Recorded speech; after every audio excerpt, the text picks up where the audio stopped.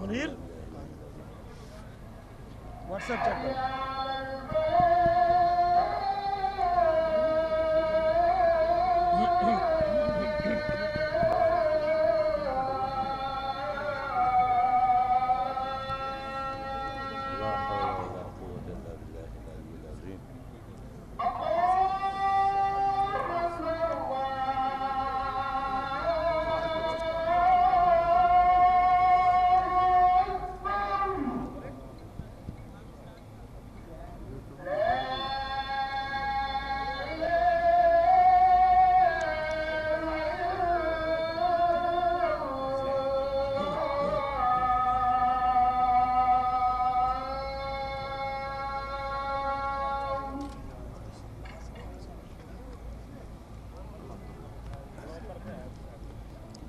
بسم اللہ الرحمن الرحیم۔ محترم صحافی حضرات، آپ سب کا شکریہ۔ جناب سینیٹر سراج الحق صاحب آج ایک روزہ دورے پہ فیصل آباد تشریف لائے ہیں۔ جماعت اسلامی کا ضلع کا اجتماع ارکان منعقد ہو رہا ہے۔ ہم آپ سے معذرت خواہ بھی ہیں کہ تھوڑا سا تاخیر ہوئی ہے آپ سے بات کرنے میں، تو میں محترم جناب سینیٹر سراج الحق صاحب امیر جماعت اسلامی پاکستان سے گزارش کر رہا ہوں کہ وہ آپ سے مخاطب ہوں۔ جناب سینیٹر سراج الحق صاحب۔ بسم اللہ الرحمن الرحیم۔ آج جمعہ کا مبارک دن ہے اور 2021 کا پہلا دن بھی ہے۔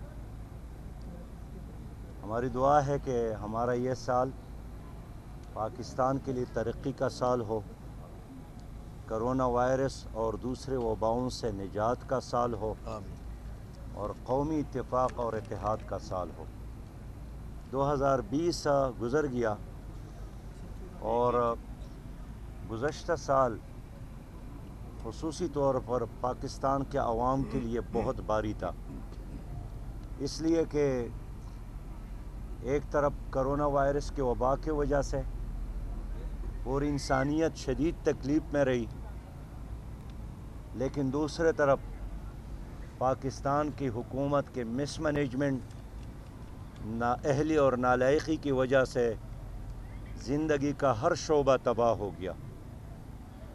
تعلیمی نظام درہم برہم ہو گیا، اور خود حکومت نے گزشتہ بجٹ میں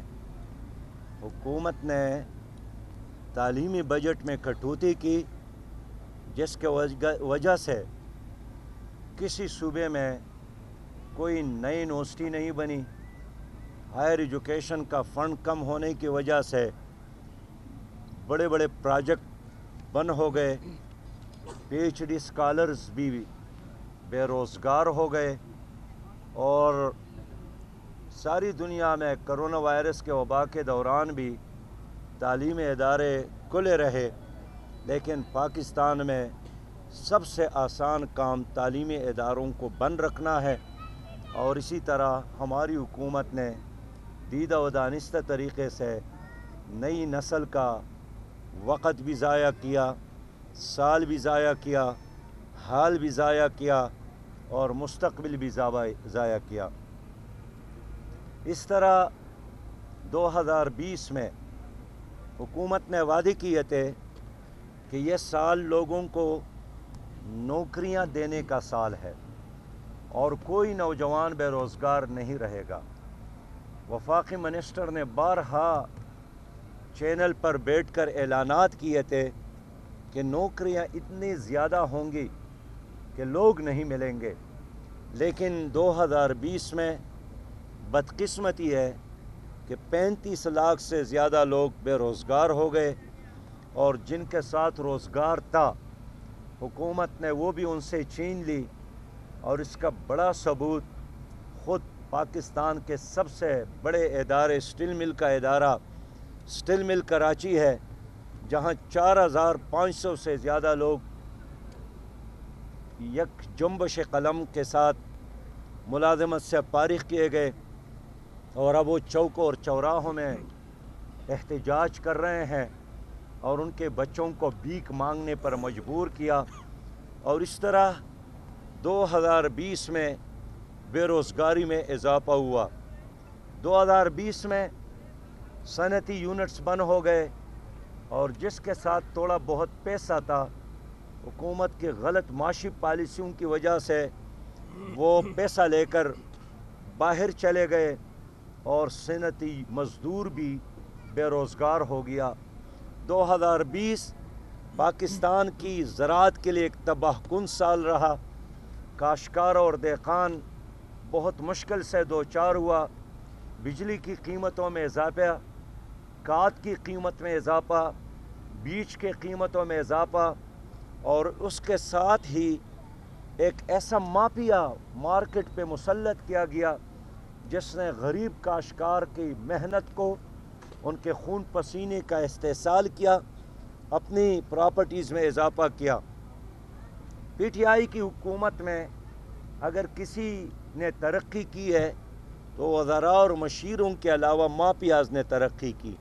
لینڈ مافیا، ڈرگ مافیا، اور چینی مافیا، آٹا مافیا، تیل مافیا، اور ان مافیاز نے خود وفاقی حکومت پر بھی قبضہ کیا ہے، صوبائی حکومتوں پہ بھی قبضہ کیا ہے، اور اس حکومت نے یو ٹرن نہیں بلکہ میگا یو ٹرن لے کر تاریخ کی بدترین جھوٹا ہونے کا ثبوت دیا ہے۔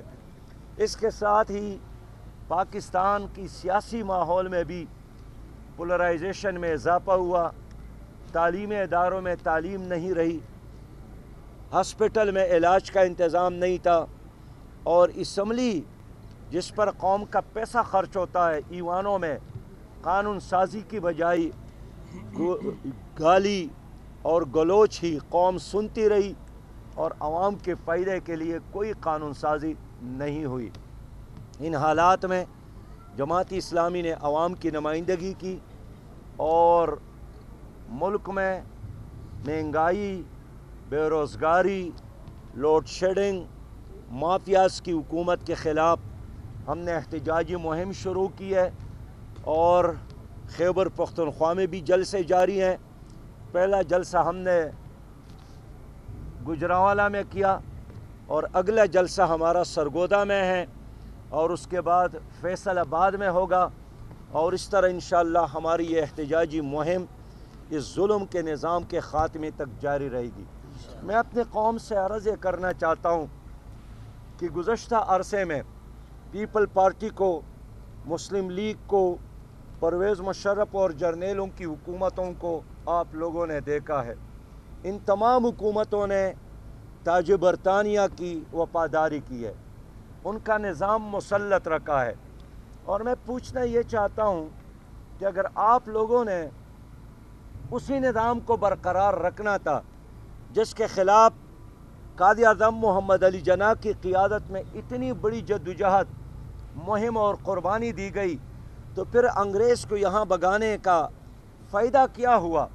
لیکن ان حکمرانوں نے جو کہ تو اسی نظام کو مسلط رکھا، جس کی وجہ سے ہمارا جغرافیہ بھی تباہ ہو گیا، پاکستان بھی دو لخت ہوا، اور جس کی وجہ سے ہم دوبارہ ورلڈ بینک اور IMF کے مقروض بن گئے، اور ابھی بھی IMF کے نمائندگان اسلام آباد میں موجود ہے، اور ان کا دباؤ ہے بجلی کی قیمتوں میں اضافہ، पेट्रोल की कीमतों में इजाफा, खुराक, और वो यही चाहते हैं कि हुकूमत का कोई और काम ही ना हो, बस लोगों के पर हाथ रखना और लोगों के गर्दनों पर पाँव रखना और लोगों के गर्दनों को मरोड़ना। ये निज़ाम जो आज का है ये उन्हीं पार्टियों का एक तसलसल है। PTI और PDM के पॉलिसियों में कोई फ़र्क नहीं है। अमरीकी ग़ुलामी पर राज़ी है, IMF और वर्ल्ड बैंक से कर्ज़ा लेने पर राज़ी है, कश्मीर के हवाला की इस पर राज़ी है, तालीमी पॉलिसी, माशी पॉलिसी, ज़री पॉलिसी, सनती पॉलिसी, इस पर यह राज़ी है आपस में। इसलिए कि तमाम पार्टियां जागीरदारों और सरमायादारों के क्लब है। ये जब भी हुकूमत में आते हैं जालिम जागीरदार के फ़ायदे के लिए और करप्ट सरमायादार के फ़ायदे के लिए फ़ैसले करती हैं और पॉलिसियाँ बनाती है। जमात इस्लामी गरीब आवाम का और पाकिस्तानी आवाम का एक तर्जुमान जमात है।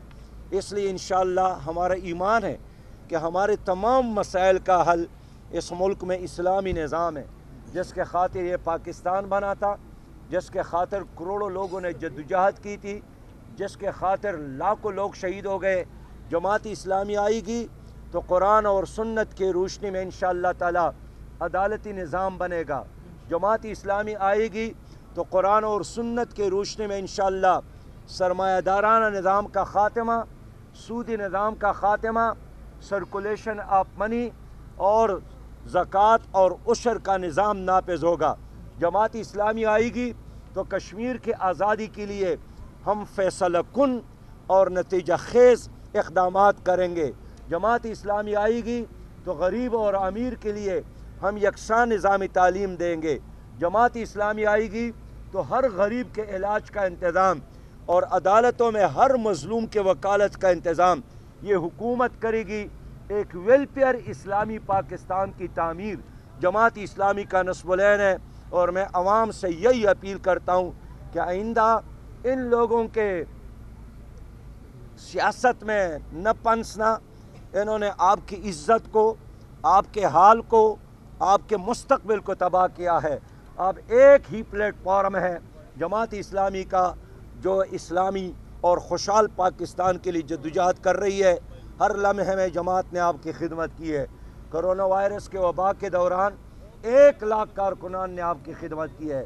ज़लज़ला सैलाब के दौरान हमेशा जमात इस्लामी ने आपकी खिदमत की है। करप्शन से एक पाक जमात, दयानतदारी के साथ, अमानतदारी के साथ हम मैदानी सियासत में मौजूद है और आपकी ताउन का और आपके वोट और सपोर्ट का जमात इस्लामी ही हकदार है। बहुत शुक्रिया। सराजुल्लाह साहब, सेनेट के इलेक्शन आ रहे हैं तो उनमें जमात इस्लामी का क्या किरदार होगा?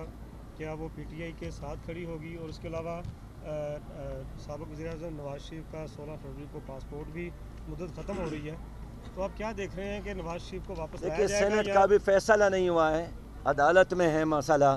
ख़ुद हुकूमत ने अदालत की तरफ रुजू की है कि हम कौन सा तरीक़ा इख्तियार करें, तो अभी हुकूमत भी यकसू नहीं। बाकी रही बात नवाज़ शरीफ के और पासपोर्ट का, नवाज़ शरीफ पाकिस्तान का शहरी है और किसी शहरी को अपनी शहरियत से महरूम करना, पासपोर्ट ज़ब्त करना, ये मैं जायज़ नहीं समझ रहा हूँ। आज अगर इस हुकूमत ने नवाज़ शरीफ का पासपोर्ट कैंसिल किया तो कल किसी और सियासतदान के साथ भी ये कर सकती है। और आज जो कुछ PTI अपोजिशन के साथ कर रही है, कल यही कुछ उनके साथ भी होगा।